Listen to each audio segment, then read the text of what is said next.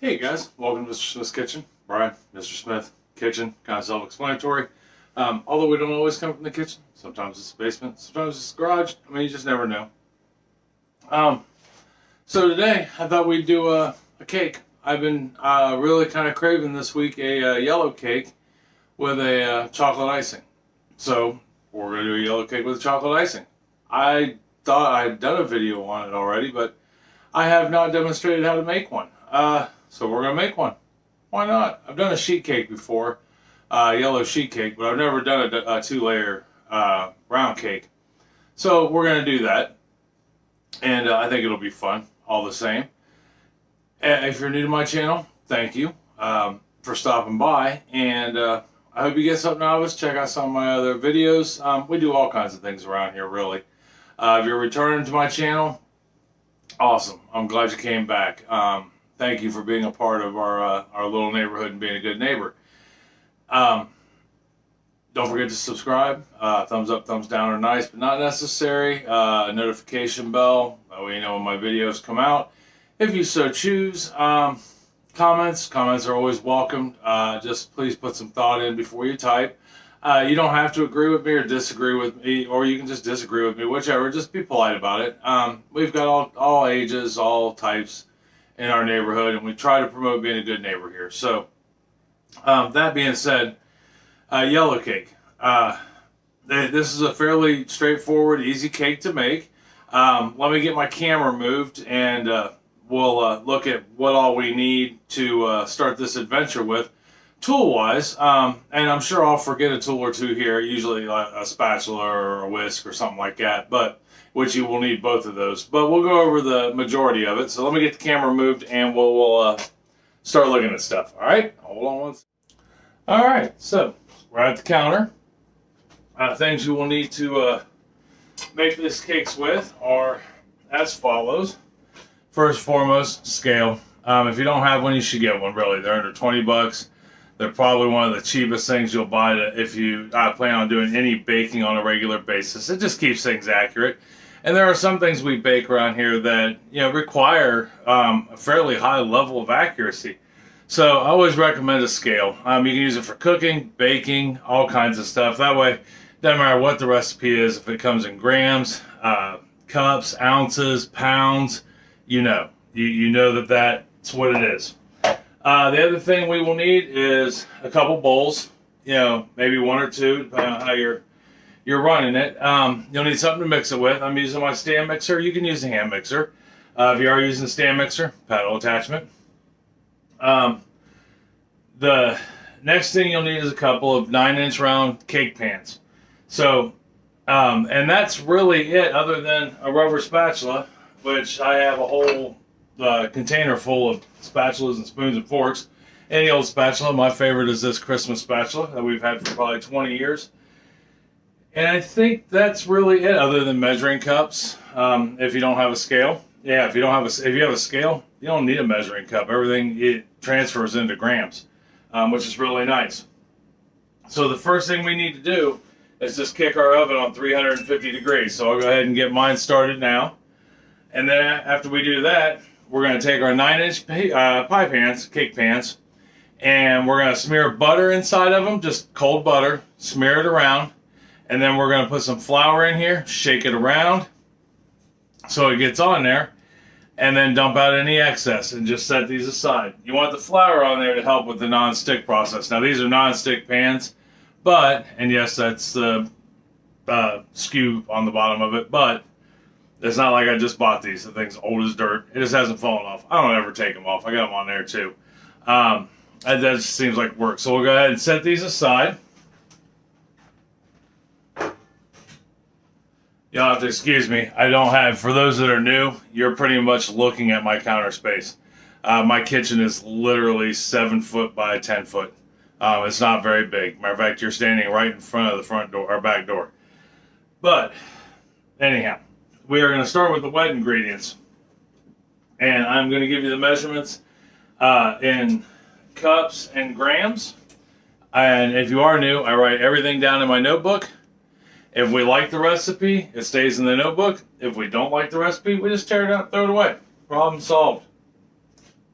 So the first thing we're going to need in the wet ingredients is we're going to need a stick and a half of butter, or 3/4 of a cup.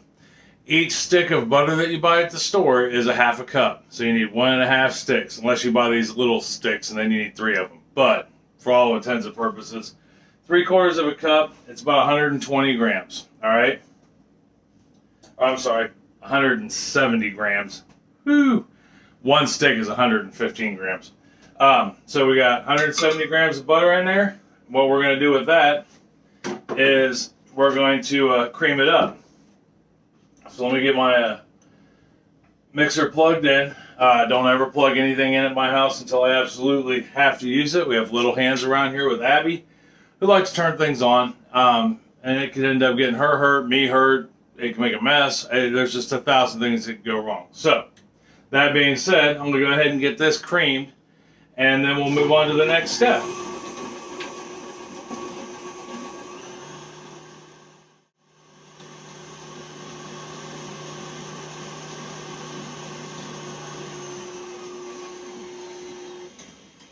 Alright, we got that creamed. It really didn't take that long at all. You want your butter at room temperature. All your dairy and eggs and stuff like that, unless otherwise noted, should be at room temperature.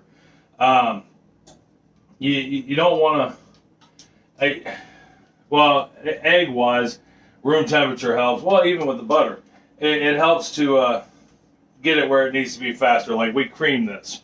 Alright, so to cream butter, I mean, basically we're just taking it from stick form and turning it into like a paste or a cream back to its original state before they molded it into a stick. Excuse me. Okay, so we got that together now. Now I'm going to turn this back on low speed, and I have 1.5 cups or 265 grams of granulated sugar. Just regular old, I'm going to put it in my coffee sugar. And when I turn this on, I'm going to dump this in a little bit at a time. And then after I dump it in, after I get it all in there, we're going to let this run for about 3 to 5 minutes. I'm going to go closer to 5 as a good guesstimate. What we're looking for is, I mean, I don't know if you can see it, but it's kind of clumpy at the moment. We want this to be almost fluffy, smooth, creamy, you know, and we're going to incorporate some air in. It should be light. It should quite honestly be about the same consistency as mayonnaise. So I'm going to go ahead and I'm going to let this run, and when I come back, we'll move on to step 3. I mean, this really is just the easiest one ever to do.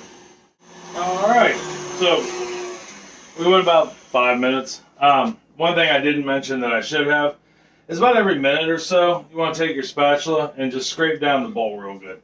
You know, there's always a dead spot right in the center of these mixing bowls. It doesn't even matter what brand stand mixer you have. Even hand mixers, they have a tendency to not hit certain spots, like the edges of your bowl, depending on the shape of your bowl, you know, things like that. So you want to mix. You want to make sure everything's incorporated really well, you know, but you're looking for the consistency of like a mashed potato or a mayonnaise. Yeah, I mean, that's kind of what you're looking at there. See how it's, you know, got a nice light, fluffy, you know, texture to it, and it's nice and creamy and as smooth as it can be for sugar, because the sugar hasn't been heated yet, so it's going to be a little grainy. But you know, you want this, basically, you want it to look like mashed potatoes, and we're getting the air in it at the same time. So you want that 3 to 5 minutes, easy to get that done. So the next thing we're going to add to this, as soon as my oven gets done singing to us, we're going to add 2 teaspoons, 8 grams of vanilla. And then you will need 6 egg yolks, large egg yolks, okay? Not the whites, just the yellow part, okay? Room temperature. Separate them though while they're cold. You know, get the whites away from them. It's a lot easier than trying to do it when they're room temperature, because they're fragile when they're at room temperature. And we're going to put about half of them in. I mean, it's not rocket science, but it's, yeah, you want about half of them in. Get those mixed in. You know, take about a minute or so to get them mixed in really good.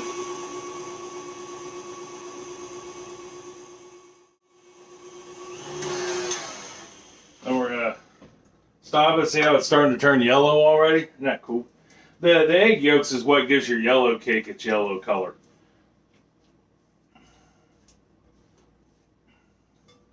Remember, scraping is not the enemy. It is your friend. Yeah, and you want to do it as often, at least in between everything that you do, every step that you take. But, I mean, you can, as often as you'd like. If you want to do it more, don't hold back on it. I mean, for sure. All you're doing is just making sure everything's mixed up and, you're getting your sides clean, things like that. So we got that in there good.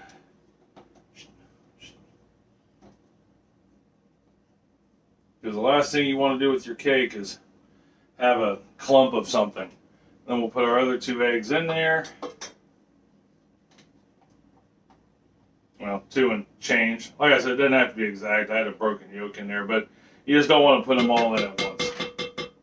That way you ensure they all get incorporated and that you have a, you don't want to overmix it, any portion, of your batter, because what happens is that it ends up turning chewy. Your cake will end up kind of, not hard, but a little tough to eat. We're looking for, moist and tender cake. You want a good moist crumb on this. You don't want a firmer like a, I don't know, like a banana bread or a biscuit. It's a cake. All right.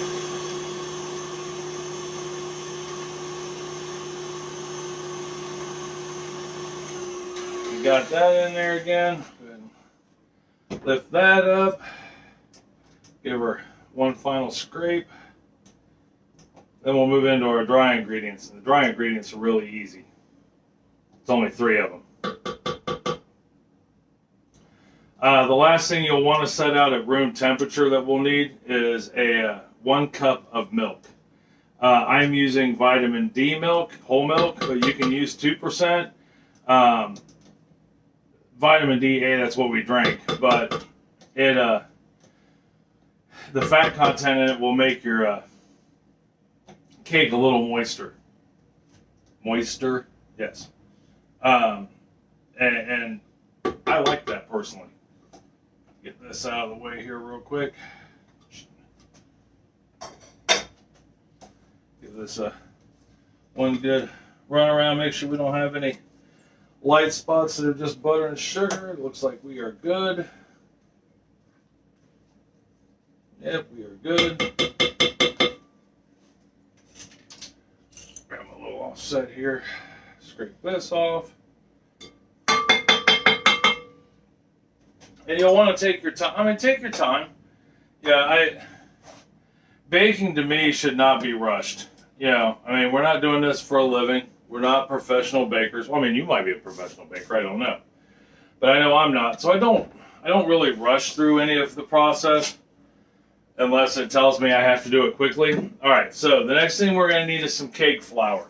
And we're going to need 3 cups or 300 grams of cake flour. Now, I sifted this. Cake flour is different than regular flour. Now, I suppose you could use regular flour, but you won't have quite the same, not flavor profile, but texture profile in your cake. So go and get you a box of cake flour. And you'll want to sift it. Cake flour is like powdered sugar. It gets clumpy easy. So you'll run it through a sifter or a strainer, a fine mesh strainer. Oh, excuse me. To that, we're going to add 3.5 teaspoons or 14 grams of baking powder. So pop that in there. And that's a leavener. It'll help the cake rise, and stay lifted. And we're going to add 1/2 teaspoon or 2 grams of salt. I'm using kosher salt, fine grain kosher salt. You can use a table salt if that's what you have. It's not a big deal. All I suggest is with your salts, you mash them down, break them up a little finer, especially if you're using just a regular coarse kosher salt, because you will inevitably get a piece of salt that doesn't dissolve, and somebody else is going to be the one to bite into it, and they're going to be like, oh, I got a patch of salt. That used to happen to me all the time. So my solution to that was go buy fine grain kosher salt, and I still mash it with the back of my spoon once I get it weighed out. That way it's super fine. Table salt's the same way. And you want to make sure you get this mixed up really well. You know, that way it's evenly distributed. You don't really want clumps of that baking soda or baking powder to pop up in your cake. Alright, so we got that mixed up. Now, here's where we'll need the milk also. We've got our 1 cup of milk, room temperature. Okay? Here's how we're going to work this. I am going to pour I'm going to put a third of the dry in here. I'm going to mix it up. Then I'm going to pour half the milk in there, mix it up, do another third of the dry, mix it up, the rest of the milk, and then the last of the dry goods. All right, so we'll go ahead and get a third of this in there. You don't want to put the whole thing in at once because that's just like, it's way too much of the dry good for the cake, because once again we don't want to overmix it. It'll turn it chewy, so to speak. So we'll go ahead and we just want to get it incorporated. When you put your flour in here, start out on low. You go straight to high or medium high, you will end up with a face full of flour. It's happened to me on several occasions. Alright, now we're going to add half our milk. We're going to add it in pretty slow. Mostly so it doesn't splatter.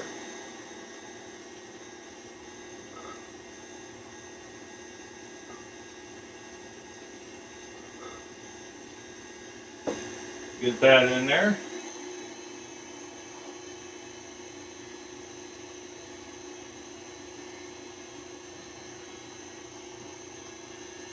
Then we will turn that off to add more of the flour in, the dry goods in.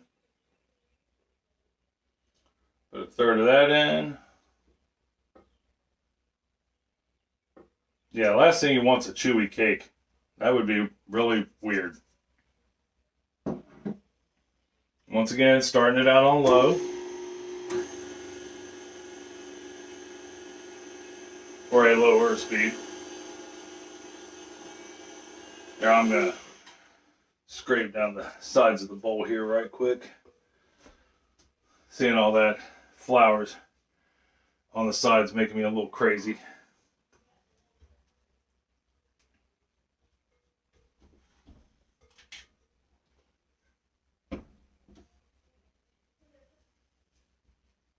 That.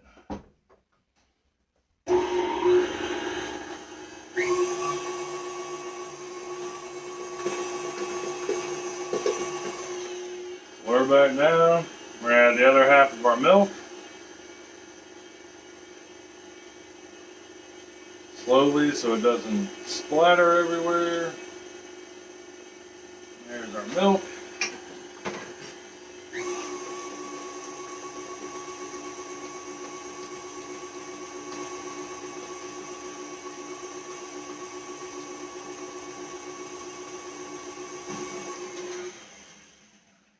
Shut her off real quick, give it a good scraping. It looks like it needs a good scraping.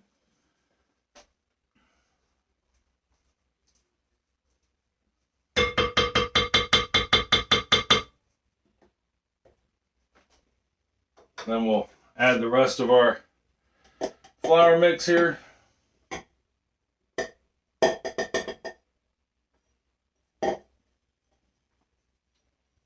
Is that?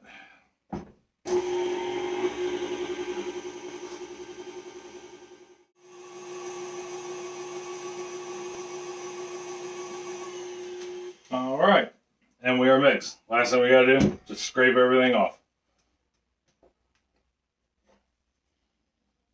Then we'll give it one more good mix with by hand. That way we know everything's good and incorporated. And it's got a nice light color to it, beautiful yellow. It's fluffy and smooth, which is the way we want it. if I'm really quiet, you guys can hear Sam, our dog, snoring in the background. She's really good for that. It's afternoon nap time. She gets up with me, and I get up at like 4 or 5 o'clock in the morning. So by, late morning, early afternoon, she's exhausted. Not that she does a whole lot, but she is an older dog. She's, 14 and not a spring chicken, so to speak, anymore. And we'll go ahead and get this off the mixer. Give it one serious go around here. Get that flour off the sides.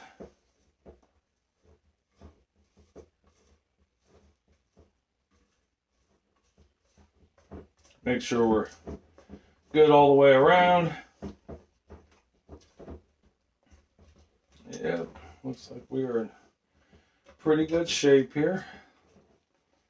Now, you probably can't see it, but like there was some spots down near the bottom where it was a little darker yellow from where it didn't quite get mixed all the way. And that's why we do this. That way we ensure that it's mixed all the way. Get my hands wiped off here. Let me get this mixer out of the way. We are done with it for the moment. Get her unplugged, locked. I'm going to set this on the counter out here.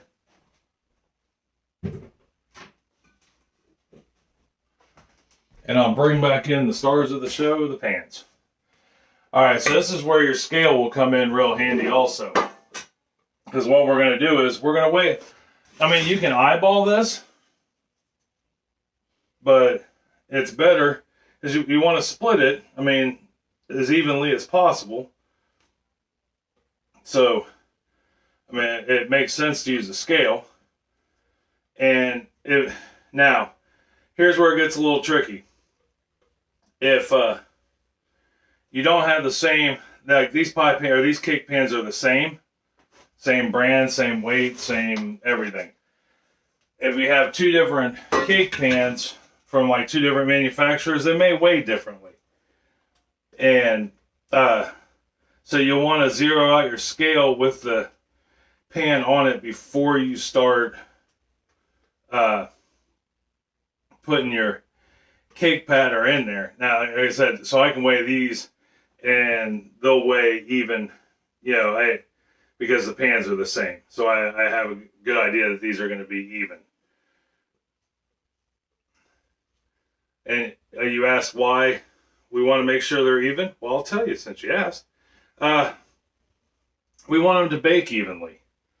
We don't want them to. You don't want to put one cake in the oven or put them both in the oven, pull one out, and then have the other one wait. Have to take 5 minutes longer. So we'll turn our scale on here. Set it down. Where we at? $8.99. Tell you, this one's going to weigh more. Nope. Actually weighs less. Nice. This weighs 835, so that'd be 32 grams more or less out of this one. Oh, I'm amazing.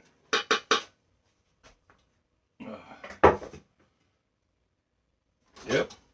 862 a piece. But we're going to give them just a little more each. I don't want to waste any of that batter that's in there. Because remember, you're not supposed to eat the batter. It's got raw egg in it. Although, on that same note, I grew up eating cake batter all the time and never had a problem. Okay, so we don't really want to leave them in the pan like this. Obviously, that would look that'd be one weird looking cake. So I'm going to take my offset spatula. If you don't have an offset spatula, you can use a spoon. You can use your rubber spatula. Whatever you have available. I just happen to have an offset spatula. And we want to get these as even as we can. Because if you don't, your cake will come out lopsided. So, which is okay. There's, like I said, we don't bake for a living. At least not in my house, we don't. And it's okay to not be perfect. Yeah, I mean, really. Everybody seems to try to strive for perfection. And it's okay to shoot for perfection, but don't get agitated if it's not. I mean, that's just kind of the way the cookie crumbles, so to speak. I know so many people that get upset. I mean, and I do sometimes. But I think there's a difference between setting high expectation for some things and striving for perfection. Then but you just can't get agitated at yourself for it. All right, get these smoothed out. So I want you to know it's okay to not be perfect, I guess is what I'm getting at. Lord knows I'm not. I make mistakes. Just remember, if you do make a mistake, own up to it. It's all part of being a good neighbor. We all make mistakes. We all do things we think are in the best interest, whether they turn out to be or not. All right, I think we are in pretty good shape there. So, last thing I'm going to do before I stick these in the oven, just going to tamp them on the counter real quick. If anything, it helps. It helps promote evenness. Alright, so let's talk about the oven for a minute. Wow. Oh, hello there. Looking good today, by the way. I don't know if I mentioned that. You must have something special going on. Like I said in the beginning, preheating the oven to 350 degrees.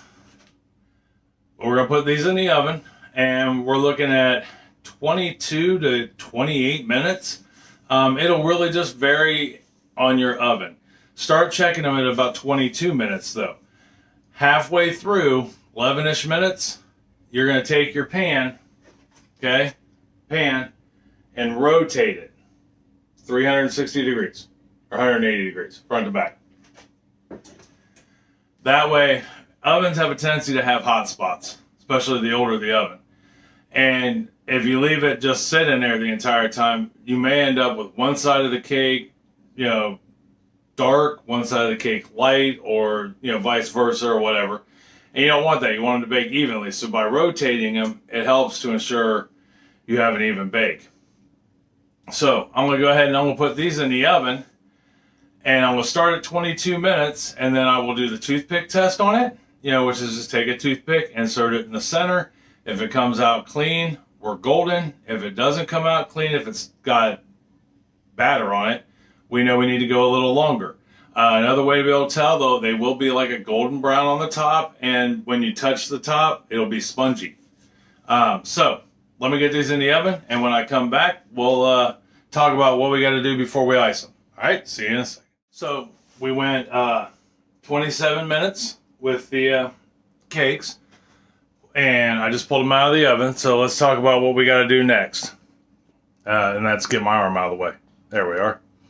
All right, so I got them on a cooling rack. We're going to leave them in the pans for about 10 minutes. So things to look for when they're done. See how they got a nice golden brown, golden look to them, golden brown look to them. We're spongy. Okay, so it's passed 2 or 3 of tests. And then we're going to take a toothpick and we're going to put it in, insert it in the center. See how there's no batter on it, very little crumb at all. Those are the things we want to look for. Now, once these sit for about 10 minutes or so, we'll take them out and we're going to completely let them cool. In the meantime, right here in this pot, we have to start making the icing now. And the reason for that is I've got 6 ounces of chocolate in here and I need to get it melted.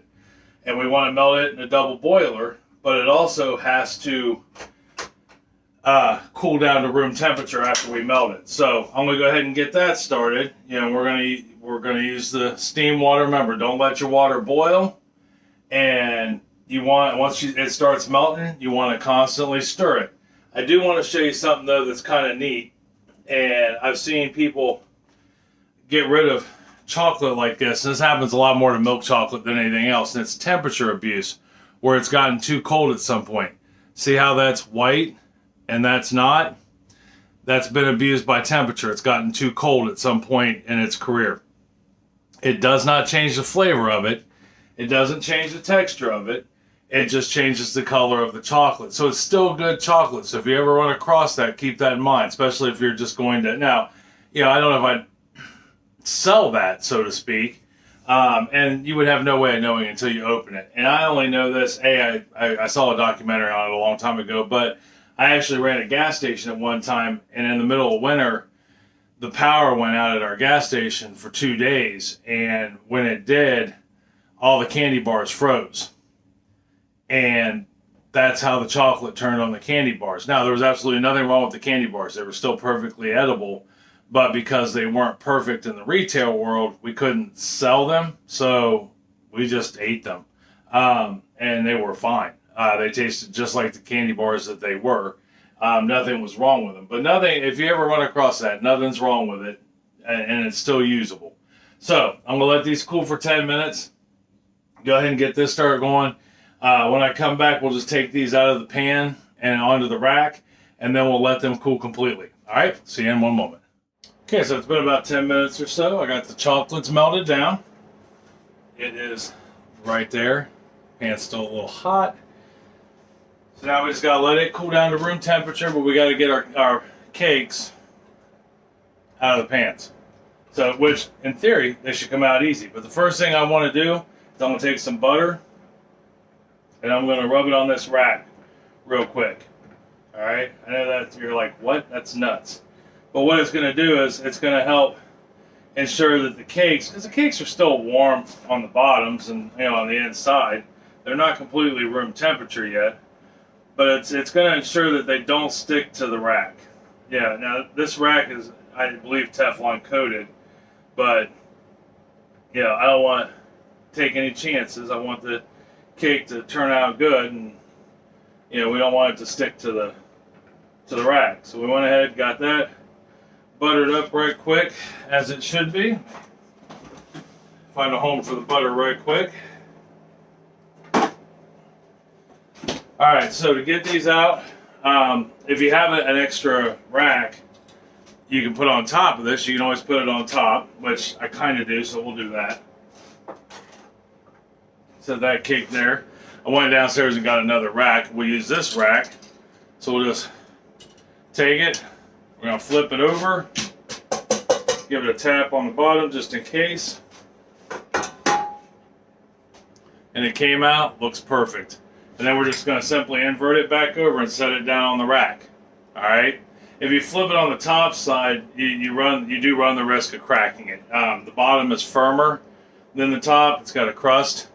So we want to ensure that that crust stays there. Now, if you don't have another rack, you can always flip it over onto your hand and kind of tap it, and it should come out. But in this case, it's not going to. So we're going to give it a tap. Voila, came right out. Now, I don't know how many of you caught in the beginning, in my one pan, there was a spot that didn't have any flour on it. See that spot right there? Where it didn't have any flour on it. Flip it back over. Set it down, but see the lines that are in that?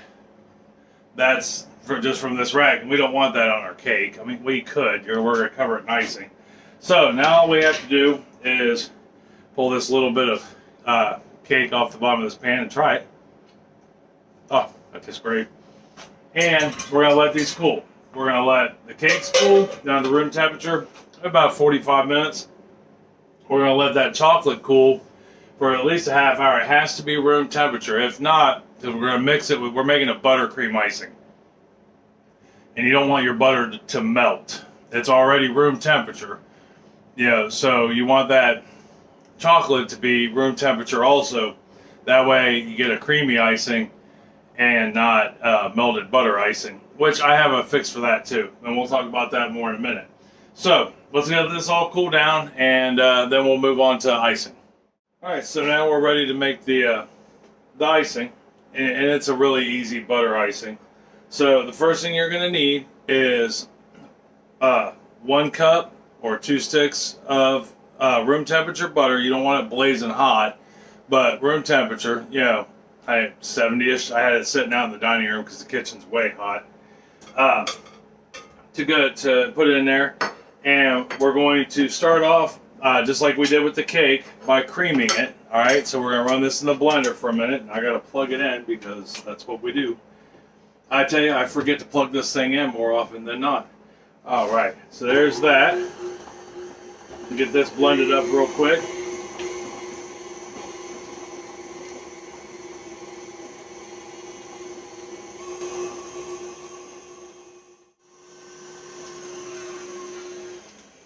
All right, we got that cream.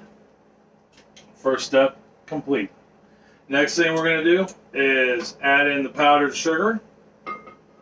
And it's 2 cups, 240 grams. 2 cups solid, 240 grams. And that's going to look like a lot, but powdered sugar is very light. Now, much like with flour, we're going to start this slow. All right. Oh, and you're going to add 1 teaspoon, 4 grams of vanilla. All right, so we're going to put those in there, and we're going to run this until it's incorporated. It doesn't have to be super smooth, because when we add the chocolate, we're going to do a little extra mixing. We're going to we'll put the chocolate in, and we'll incorporate it. And then once we know that the chocolate's well incorporated, we're going to mix it on medium-high for a minute or two until it starts to get a nice, shiny, smooth look to it. That's the key, is the smooth look.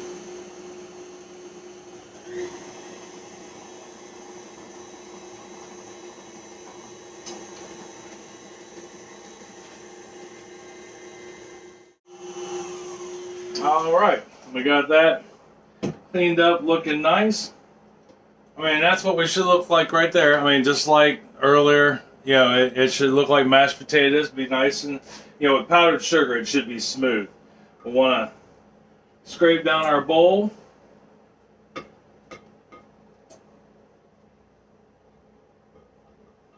Make sure we got everything off the sides, everything down at the bottom's looking good, the way it should.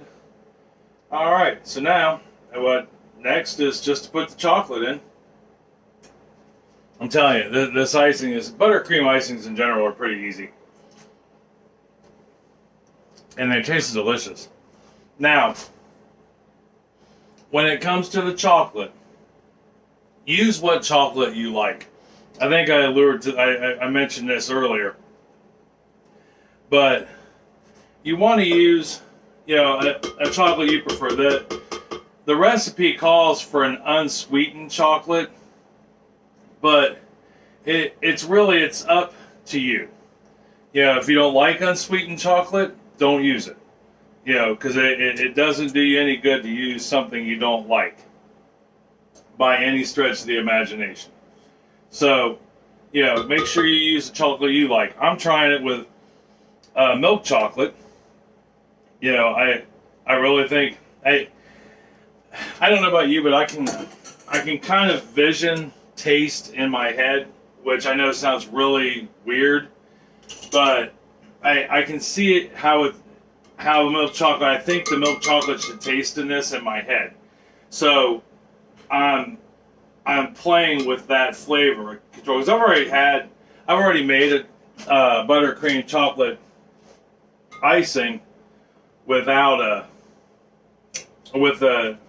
semi-sweet and unsweetened both, and they're fine. Unsweetened I'm not a huge fan of. I mean it works in some applications, but not all. So I want to try this with a milk chocolate. So once it's incorporated, which I mean we're really close to that now. Get that incorporated in there a little bit. Now your powdered sugar, I didn't mention it, but you should sift it. If not, you will have clumps. I know this because I forgot to sift it, and I can see little clumps. Now I'll work most of those out as it mixes, so we can get that shine.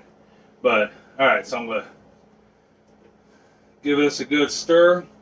Never be afraid, like I said earlier, to stop your mixer and get in there with a spatula and see where you're at. Make sure everything's getting mixed up. that good.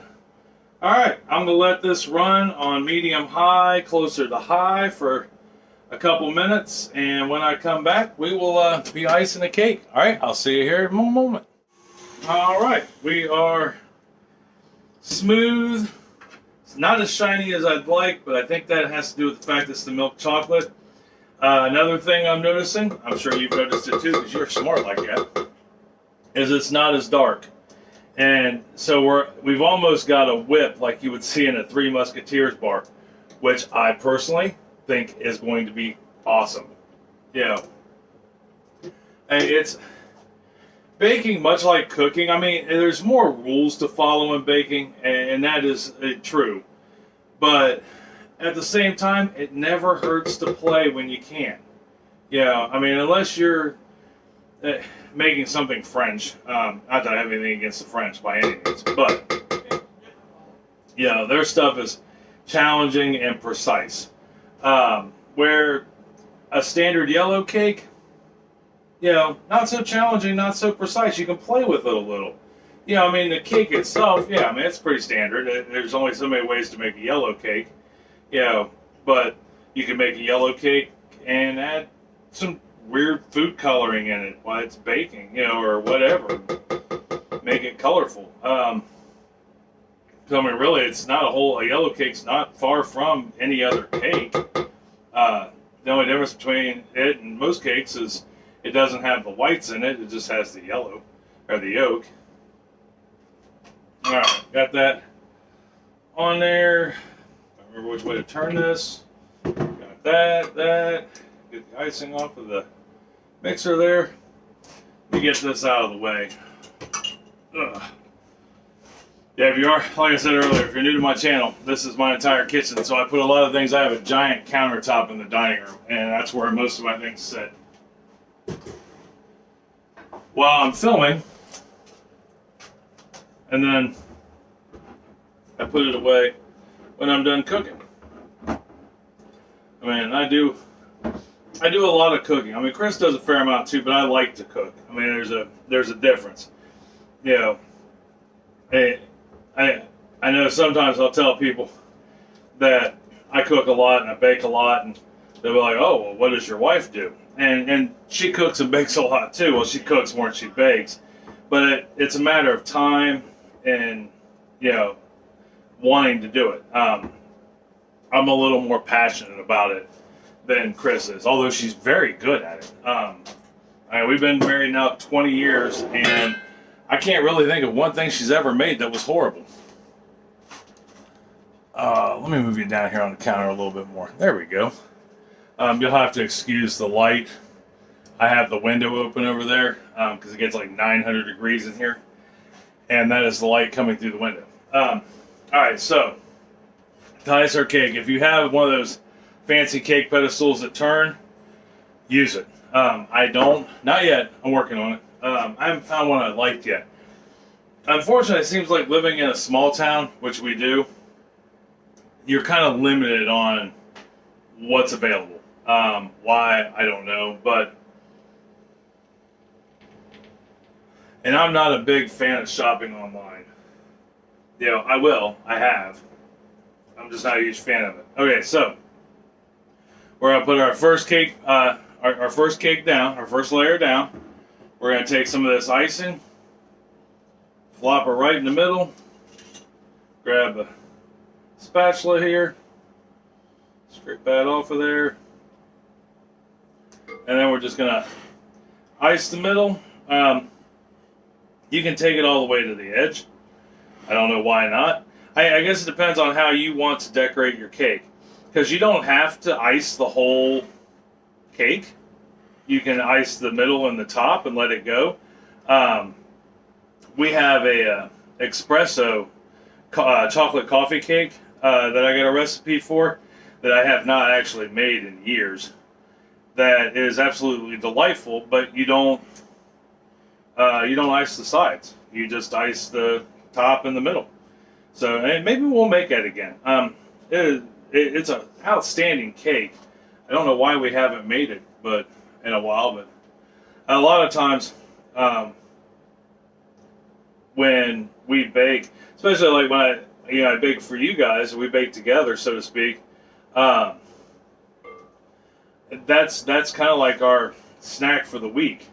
So we don't do a whole lot of extra baking unless somebody asks me to make something like at work or something like that, and then I'll bust out the kit and we'll go for it. So there's a lot of times we may not hit another, cake or pie until it's a holiday season or, somebody asked for one. All right, so we got the middle iced. Now, this will depend on you on how this second piece goes on. I personally don't care, nobody in my family cares if it's dome side up, but if you want a more professional, I'm selling it to somebody look, flip it over.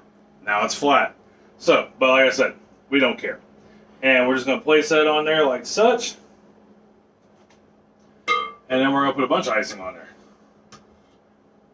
Like that.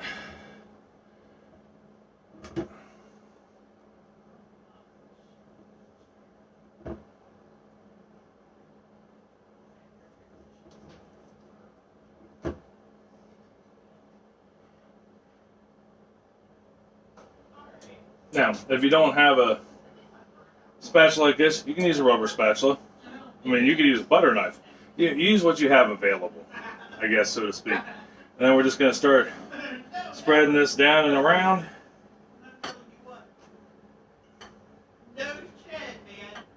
You hear Chris's potty mouth in the background. I'm sorry about that. Yeah. She's being loud and cussing like a sailor. And that's all right. That's all right. All right, so, and this is pretty much where we're headed with this. We're just going to go around, do up the sides. And like I said, you don't have to do the sides. It's completely up to you. Some people will do a crumb topping or a crumb coat, which is just a very light coat of icing to pick up the crumbs that may be available along the way. There's no need for it, at least in this cake's case. The sides are just firm enough that there isn't one.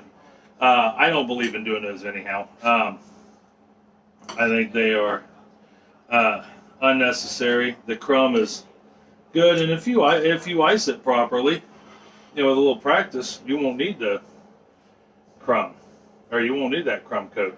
So I guess it depends on the cake. I don't know. But, all right, well, I'm going to go ahead and finish icing this up, and when I come back, we'll take a look at it. All right, we got her finished. Got her iced. Now, when you do yours, if you want it super smooth, you can sit there and just use a bench scraper, which, I'll show you what I mean. Hold on.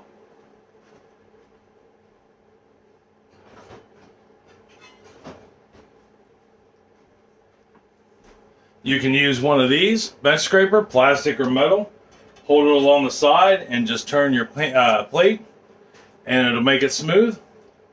I just don't do that. I think that looks beautiful the way it is. You could put some chocolate shavings on the top of it. You could put some fruit on the top of it, some blackberries, cherries, raspberries would be good on this. Trying to think what else. Sprinkles for days. A birthday cake, boom, candles right in the middle, good to go. All right, so we got our ice. We're ready to rock and roll. Let's cut this piece and see how she turned out. I don't need a giant, huge piece. I mean, it's cake. We're just past the holidays, and I've got brunch in the oven for me and Chris. We're having migas. So, I did forget to tell you, even though I told you I would tell you, is how to correct, let's say your chocolate is too warm when you go to put it in the butter and it melts your butter down to liquid. How do you do that? How do you fix that? Well, it's easy. After you get it all mixed together, put it in the fridge. It'll harden your icing right back up. It's not ruined. There's what the inside of our cake looks like. It's really pretty. I will say, the milk chocolate is a lighter color, but I think it looks great. I think it's exactly what I needed. So here's our finished product right here. Nice yellow cake, chocolate icing, milk chocolate icing to boot. And now we can just give it a shot and see how it tastes before I go and eat my migas. So if you want to know about migas, breakfast migas at any rate, I have a video on them. It's under my dinner ideas, I believe. Yeah, dinner ideas and my playlist. So just go to Mr. Smith's Kitchen, to my channel, playlist for dinner ideas. It's underneath there, and they're breakfast migas. They're absolutely delicious. I highly recommend trying those too. But enough about the migas. We're here to talk cake. So let's give it a shot. Oh, I can already tell you just by cutting into it with a knife, this bad boy's moist.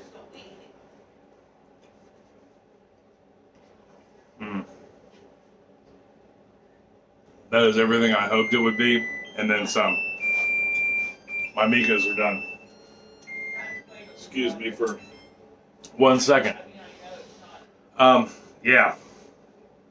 That is a super moist, super spongy, cake. That icing is fantastic. Now, you'll want to try to keep this in the fridge. Not that it'll go bad sitting out by any means. But if you keep your house too hot, the butter will start to slide, the icing will slide. So either keep it in I wouldn't keep it in your hot kitchen if your kitchen's hot. We're just going to keep this in the living room and keep it covered. But if it lasts, it'll be good for 4 or 5 days. Yeah, before it starts to dry out and be kind of rough. So, but I guess it's completely up to you. But definitely try this recipe.